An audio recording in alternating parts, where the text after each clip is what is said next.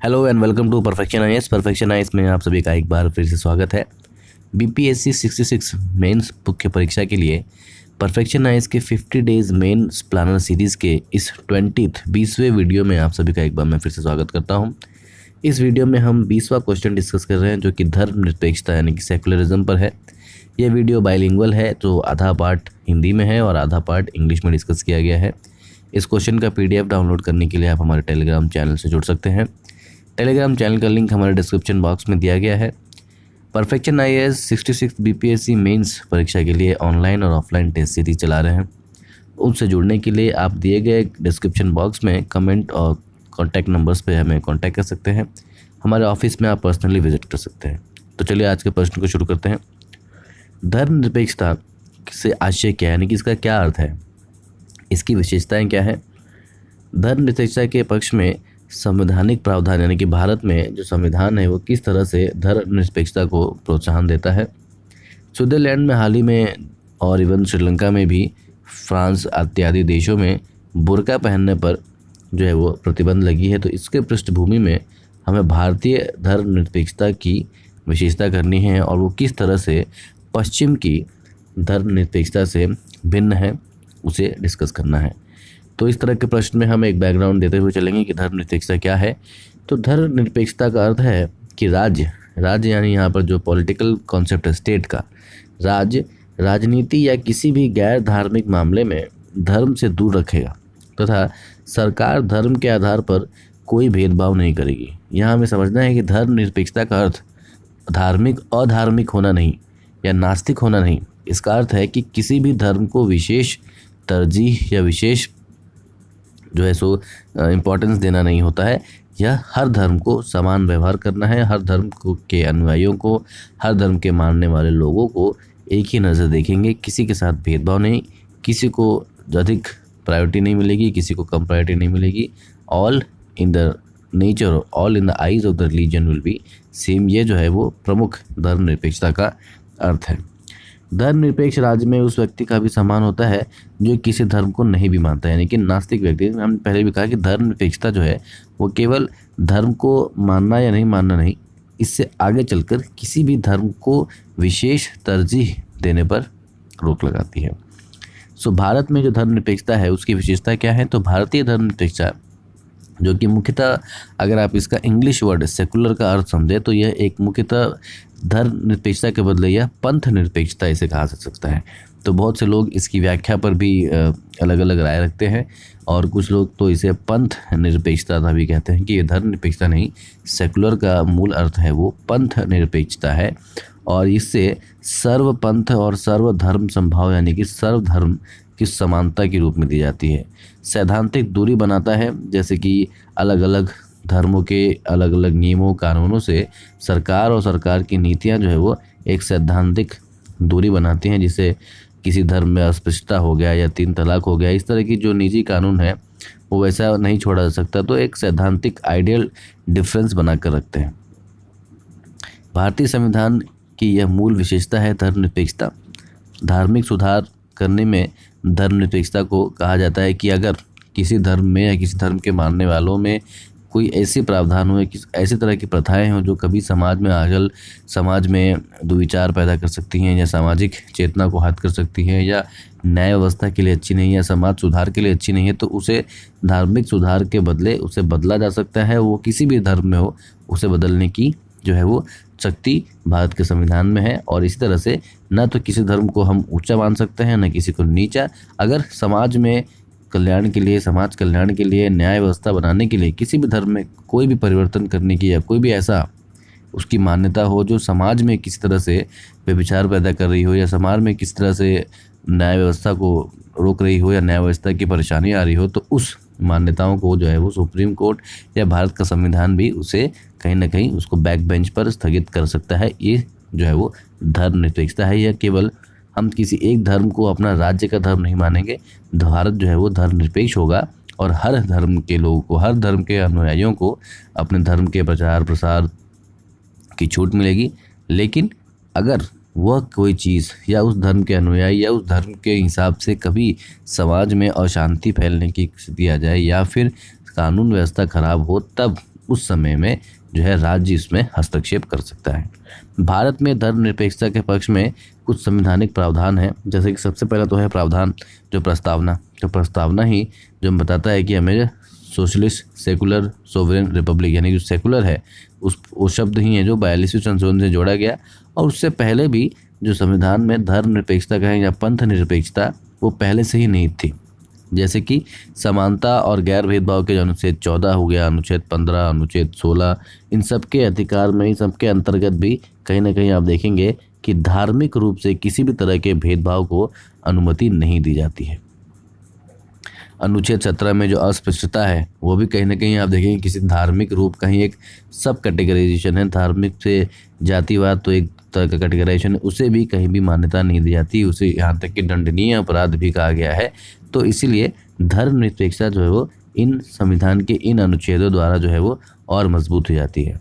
खास करके व्यक्तिगत आधार पर देखें तो अनुच्छेद 25 जो सभी व्यक्तियों को समान रूप से अंतःकरण की स्वतंत्रता और धर्म को आबाद रूप से मानने की, ठीक है, उसे आचरण करने की, उसके प्रचार करने की छूट देता है, अधिकार देता है। अनुच्छेद 27, ठीक है, धर्म विशेष को बढ़ावा देने के लिए किसी कर या भुगतान करने की बाध्य नहीं किया जाएगा, ठीक है। तो जो टैक्स, रिलीजियस टैक्सेस होते हैं, रिलीजियस फीस होते हैं, उसे देने के लिए आप किसी धर्म विशेष के व्यक्ति को या उसके अनुयायी को कोई धर्म विशेष बाध्य नहीं कर सकता। अनुच्छेद 28 हो गया, जो राज्य द्वारा पोषित किसी भी शैक्षिक संस्थान में अभिभावकों की सहमति के बिना कोई धार्मिक शिक्षा नहीं प्रदान की जाएगी। ये सब धर्मनिरपेक्षता को बढ़ावा देते हैं। तो ये सब तो थे व्यक्तिगत आधार पर। अब सामूहिक अधिकार पर देखेंगे तो अनुच्छेद 26, अनुच्छेद 29, 30, 25, 1, इन सारे जो अनुच्छेद हैं, खास करके जो प्रत्येक धार्मिक संप्रदाय या उसके किसी भी खंड को अपने धार्मिक मामलों का प्रबंधन करने का अधिकार होता है। नागरिकों को किसी भी वर्ग में अपनी विशिष्ट भाषा, लिपि और संस्कृति, यानी कि भाषा, खास करके अनुच्छेद 29 और 30 जो है वो माइनॉरिटी राइट्स की तरह कहा जाता है। खास करके भाषा के रूप में माइनॉरिटी हो या धर्म के रूप में माइनॉरिटी हो, उन्हें अपनी संस्थाएं, अपनी भाषा, अपने धर्म और उनके लिए जो है वो शिक्षण संस्थान बनाने की, उन्हें चलाने की विशेष अधिकार दिया जाता है। अनुच्छेद 29(2) हो गया, अल्पसंख्यकों को शैक्षिक संस्थानों की स्थापना और रखरखाव का अधिकार। अब हाल ही में जो स्विट्जरलैंड और फ्रांस एवं श्रीलंका में जो चीज़ घटनाएं हुई हैं, उसको देखकर भारतीय धर्मनिरपेक्षता और पश्चिमी धर्मनिरपेक्षता से हम कैसे भिन्न है वो बताएंगे। तो जो पश्चिमी धर्मनिरपेक्षता है, तो धर्मनिरपेक्षता जो पश्चिमी अवधारणा है वो मोस्टली आप देखेंगे कि पूजा के स्थलों को छोड़कर धर्म को खुले प्रदर्शन से विश्वास नहीं करती। हालांकि भारत में विभिन्न धर्मों के अनुयायी जो है वो स्वतंत्र रूप से धर्म का पालन कर सकते हैं, तो एक सबसे बड़ी विभिन्नता है। दूसरा, पश्चिमी समाज में कानून धार्मिक सिद्धांतों से अलगाव रखकर बनाए जाते हैं। हालांकि भारत में धार्मिक सिद्धांतों को हम ज़रूर इसमें समायोजित करते हैं अपने किसी भी नियम, कानून और इत्यादि को बनाने के लिए। तो यह जो हमारी धर्मनिरपेक्षता उनके धर्मनिरपेक्षता से बहुत अलग है। पश्चिमी धर्मनिरपेक्षता के प्रतिमान में अल्पसंख्यकों की अधिकारों पर अधिक ध्यान दिया जाता है, लेकिन धर्मनिरपेक्षता के भारतीय प्रतिमान में सामुदायिक आधारित अधिकारों पर कम ध्यान दिया जाता है। यह एक जनरलाइज्ड आम नागरिकों के अधिकार पर ज़्यादा ध्यान दिया जाता है। पश्चिमी धर्मनिरपेक्षता में धर्म और राज्य एक दूसरे के मामले में सख्त हस्तक्षेप रहते हैं, लेकिन भारतीय में जो है वो राज्य समर्थित धार्मिक सुधारों की अनुमति देता है। यानी कि धार्मिक सुधार अगर करने हो तो राज्य इसमें कदम उठा सकता है। ये कम्प्लीटली पूर्ण रूप से इसे हस्तक्षेप नहीं कर सकते। तो धर्मनिरपेक्षता का सार यही है कि मुख्य तौर से जो भारतीय सार है कि हर धर्म के लोग किसी देश में अपने धर्म का पालन कर सकते हैं, अनुयायी बन सकते हैं, उसका प्रचार कर सकते हैं, उसे मान सकते हैं, प्रसार कर सकते हैं, उसके लिए शिक्षण संस्थान बन सकते हैं, खासकर जो भाषा पर हो या फिर अन्य किसी धर्म पर हो। लेकिन यदि उस धर्म को मानने के विषय में उसके राह में कुछ ऐसी बातें आती हैं जो समाज सुधार के विपरीत जा रही हों या कानून व्यवस्था के विपरीत जा रही हों, तब भारत में और भारत राज्य यहाँ हस्तक्षेप करता है और सामाजिक कल्याण, सामाजिक सुधार, सामाजिक उत्थान, कानून व्यवस्था को बनाए रखने के लिए उनके कुछ नियम और धार्मिक नियमों को वो बदलने या इवन उन पर हस्तक्षेप करने की जो है उसके पास शक्तियाँ होती हैं। अब देख लेते हैं इसका English version. What is secularism? What are the basic features and the constitutional provisions for the Indian secularism? In the backdrop of the recent burqa ban by the Switzerland government, also followed by the France and Sri Lankan governments as well, how Indian secularism can be differentiated or is different from the Western model of secularism. So here the question has been trifurcated. So first, the very straightforward question is, what is secularism? So in the introduction part, we need to address the definition of the secularism. Second is, there are two important parts. First is the features, and second the constitutional provisions. So we will have to define the features of secularism, what are the features of secularism especially in India, and the constitutional provisions, both individual as well as community rights. Now the third part introduced with the recent context, and then we have to compare the Western model as well as the Indian model. Now talking about secularism, the real meaning of secularism from the Indian context is, it is Pantha Nirpekshta, that is the different sect, not based on religion even. So it is a independence of the following of sect. Even the definition of religion, what is being in the Western world, the religion means relation with human and gods, but in Indian concept, religion, which can be translated into dharma is different from religion. So in that Western definition, religion can be equated with the Indian version of astha, but that astha or that belief or religion is different from the Indian concept of dharma, because dharma is a righteous duty in the Indian context, and dharma has different forms. Even some who is non-spiritual, a non-believer, an atheist will have dharma. So dharma is not something which is related to worship or even God or belief or something else. Dharma is a kind of a righteous duty. So there is dharma of teacher, student, military officer, ministers, public servants, etc. So dharma is a very different and wide concept. So generally what happens, the English version of religion is compared with the Hindi version of dharma, but religion and dharma is very different, because religion is very limited concept and definition is the relation with the man, with the God, but in dharma is very different. Dharma contains of the righteous duties and duty, and that is why the actual meaning of secularism in Indian context is Pantha Nirpekshta, that is means we have different kind of sects, different kind of path towards following our religion, and the state will not entertain any religion, any other religion at the name of the other religion. So for a state, religions of all the kinds, even irrespective of their followers and the number of followers or their economic strength, numerous strength, that will never discriminate its citizens on the basis of religion. The state will not have any official religion, and state will have nothing to do with religion. It will only and only see citizen as a citizen irrespective of any kind of religion. So secularism means separation of religion from the political, economic, social and cultural aspects of life, and religion being treated as purely personal matter. It emphasizes disassociation of state from the religion. But to be secular is not anti-religion. That is very important. Secularism doesn't means you are anti-religion or you are non-religious person. No. Secularism means we are, or a state or a person is giving equal status, equal opportunity, equal respect to all other religions, and he or she or it must have been following one religion, but it will not discriminate on the basis of what religion he or she is following. Now, what are the features of Indian secularism? The first is very Sarva Dharma Sambhav, that is equity of all the religion. Second is a principled distance. A distance is maintained, and that is why when there is a problem and when there is a question, the reforms in the society, be it in the name of untouchability or triple talaq or any other genital mutilations in the Parsi community, in the Vora community, Devdasi Parampara, these all can be created, and these all in the name of social reforms can be equally mandated, can be equally curbed. Why? Because of the secular nature of the state. It will not follow, or rather it will not give any kind of reservation and relevance to any other religion, be it followed by the majority or be it followed by the minority itself. Now, secularism is the basic feature of the Indian constitution as defined in the Keshwanand Bharati case. Religious reforms will have to give the day. So, just like in the case of Sati Pratha, had the Indian government been a Hindu religious state, it would never done any kind of social reform. So, being a secularism is promoting more and more religious reforms.